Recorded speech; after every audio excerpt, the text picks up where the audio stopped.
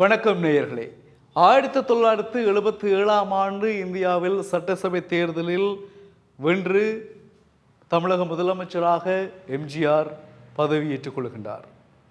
அதிலிருந்து 6 மாதத்திற்கு பிறகு 1978ஆம் ஆண்டு தை மாதம் பொங்கல் தினத்தன்று எம்ஜிஆர் நடித்த கடைசி திரைப்படம் என்று சொல்லப்படுகின்ற மதுரையை மீட்ட சுந்தரபாண்டியன், அந்த காலகட்டத்தில் முதலமைச்சராக வருவதற்கு முன் அவர் நடித்த திரைப்படம் மதுரையை மீட்ட சுந்தரபாண்டியன்.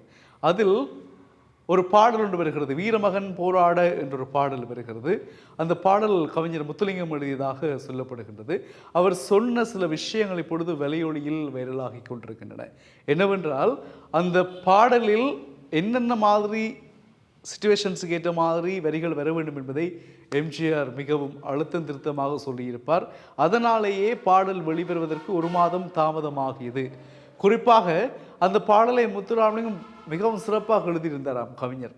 அதில் என்ன மாதிரி எழுதியிருந்தார் சொன்னால், மக்களை போராட அழைப்பது போலவும் மதுரையை சுந்தரபாண்டி மீட்கின்ற அந்த உத்வேகம் வரிகளில் வர வேண்டும் என்றதாக குறிப்பிடப்பட்டது.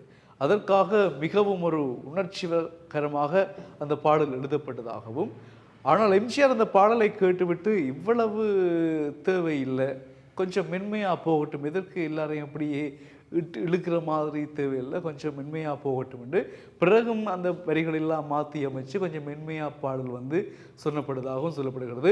அந்த பாடல் இடம்பெறுகின்ற பொழுது PS வீரப்பாவுடன் வாள் சண்டையில் ஈடுபடுகின்ற காட்சிகளும் எம்ஜிஆருடன் உருவாக்கப்படுவதாகவும், அந்த பாடலோடு சிறப்பான முறையில் அந்த பாடல் வந்ததாகவும், அப்படி வெளியான அந்த மதுரையை மீட்ட சுந்தரபாண்டியன் திரைப்படம் பொங்கல் என்று வெளியாகி 100 நாட்களுக்கு மேல் ஓடி சாதனை படைத்ததாகவும் சொல்லப்படுகின்றது. எனவே ஒவ்வொரு திரைப்படங்களையும் பார்க்கின்ற பொழுது, ஒவ்வொரு பாடல்களையும் நாங்கள் கேட்கின்ற பொழுது, அந்த திரைப்படங்களுக்கும் பாடல்களுக்கும் பின்னால் உள்ள விடயங்களை நாங்கள் இப்பொழுது அறிகின்ற பொழுதும் உண்மையில் ஒரு சுவாரஸ்யமாக இருக்கிறது.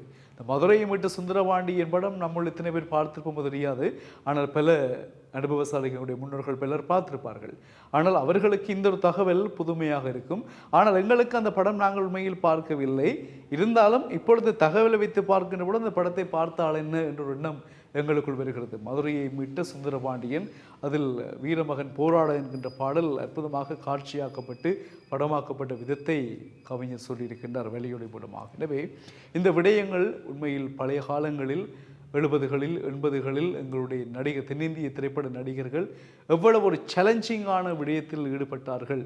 ஏனென்றால் நான் சில விடயங்களை பார்ப்பேன், சினிமாவை தாண்டி எங்களுடைய சமயம் சார்ந்த விடயங்கள், மொழி சார்ந்த விடயங்கள், கட்டிடக்கலை வல்லுநர்கள் எவ்வாறு மிகவும் கடினமான விடயங்களை மிகவும் சுலபமாக, இலகுவாக, சாணக்கியமாக, தத்துரூபமாக எல்லாம் செய்திருப்பார்கள். எந்த ஒரு தொழில்நுட்ப வசதிகளும் இல்லாத காலங்கள் அவை. ஆனால் இப்பொழுது எங்களுக்கு எது வேண்டுமானாலும் மனித சக்தி இல்லாமல், வலுவில்லாமல் இயந்திர ரீதியிலாக செய்யக்கூடியவாறு அனைத்தும் வந்துவிட்டன. சமையல் அறையிலிருந்து அனைத்துமே இயந்திரத்திலேயே நாங்கள் செய்து கொள்ளலாம். அப்படி இருந்தும் எங்களால் பல சாதனைகளை செய்ய முடிகிறதா என்ற கேள்வியை நாங்கள் எங்களுக்குள் கேட்க வேண்டும். ஆனால் இயந்திரங்கள், தொழில்நுட்ப அறிவுகள் இல்லாத அந்த காலங்களில் 60, 70களில் எத்தனை சாதனைகளை படைத்த நம்மவர்கள் உண்மையில் எங்கள் வரலாற்று பொக்கிஷங்கள். அவர்களை நாங்கள் நினைவு கூர்ந்து பேசுவது கட்டாயமான விடயம். எனவே சுந்தரபாண்டியன், மதுரையை மீட்ட சுந்தரபாண்டியன் திரைப்படம் பார்த்த அனைவருக்கும் இந்த தகவல் ஒரு புதிய தகவலாக இருக்கும் என்று நாங்கள் நம்புகிறோம். மீண்டும் சந்திக்கலாம் உறவுகளே. வணக்கம். டியூப் தமிழோடு இணைந்திருங்கள்.